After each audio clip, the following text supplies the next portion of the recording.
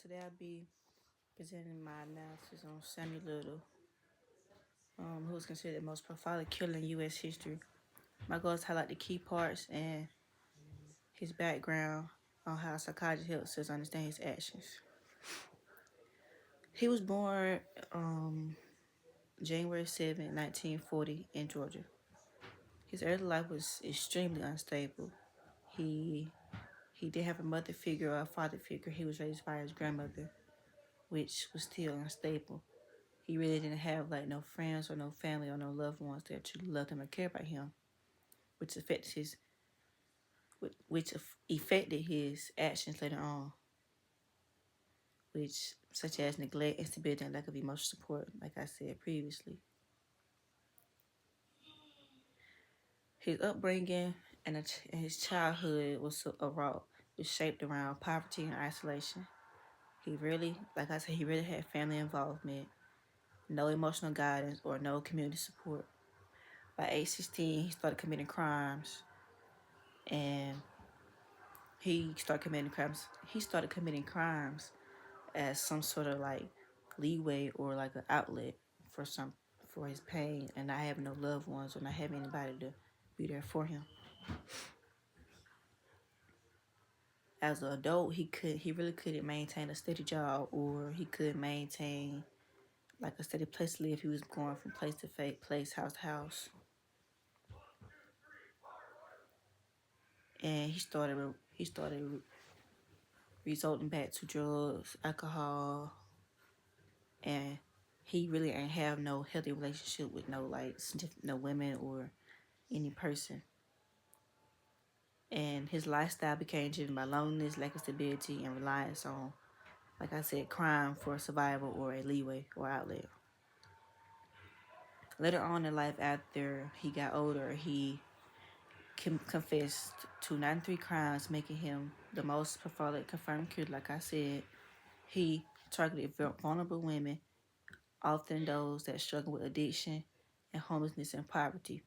Basically, saying he targeted women that were vulnerable from relationships, not having nowhere to stay, lack of money, and he gained their trust by giving them rides or giving them money, giving them drugs to help them cope or to I guess so-called help them. His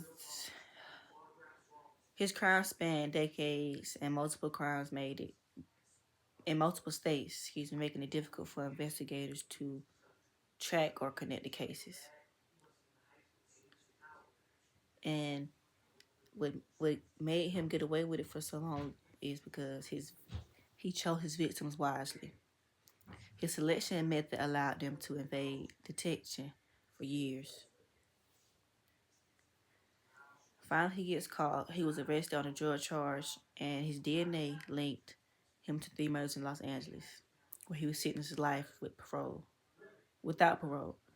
And later in 2018, he confessed to 93 murders.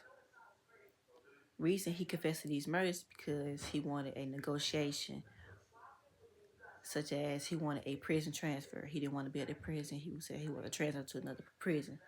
So therefore, he thought that if he could confess to these other murders, they would transfer him to a different prison. Later on, modern DNA technology finally connected him to the crimes that older investigation methods couldn't. Over the years previously, prior to his arrest, he committed his crimes, and law enforcement lacked the tools to rely on in today's society. DNA was not wisely used, making it hard to link. Surveillance cameras was rare and often too blurry to help. And databases were incomplete or unconnected, slowly communicating between states. And GPS and modern cell phones existed too. And there really wasn't there were cell phones, but there weren't really cell phones that you could reach out far away to track track his movements. With that being said, these little gaps or holes or laws led him to move freely and avoid being connected to multiple victims until he later confessed in 2018. And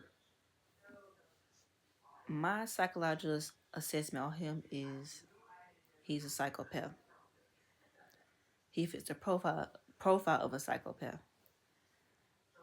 And the way he did it was he planned his attacks carefully. He showed no empathy or no remorse while attacking.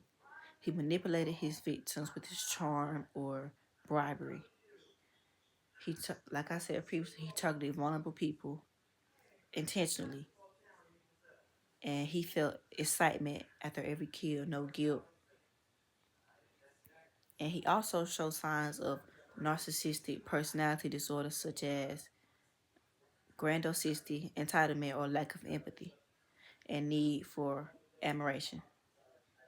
Meaning, his key personality traits explain both his methods and his long-term ability to manipulate and deceive his victims.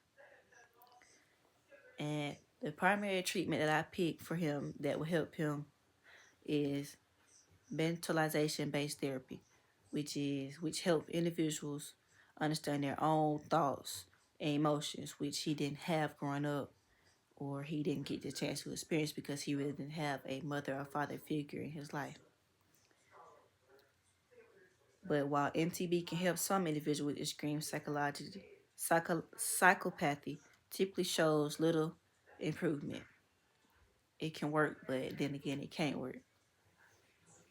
And my personal reflection about him is what I learned about how his early trauma and social environment and personality disorder shaped his actions, which helped me understand how he started develop he started to develop this crave for killing people as a leeway or as a way to express himself because he really ain't have a way to express himself because he didn't have no figure or no parent figure or guardian in his life that really cared about him to do that. And which also bring me to how his victims were vulnerable and overlooked by society, which means I feel like he targeted those people in particular because that's how he felt when he was younger. He was very vulnerable and he was overlooked by society.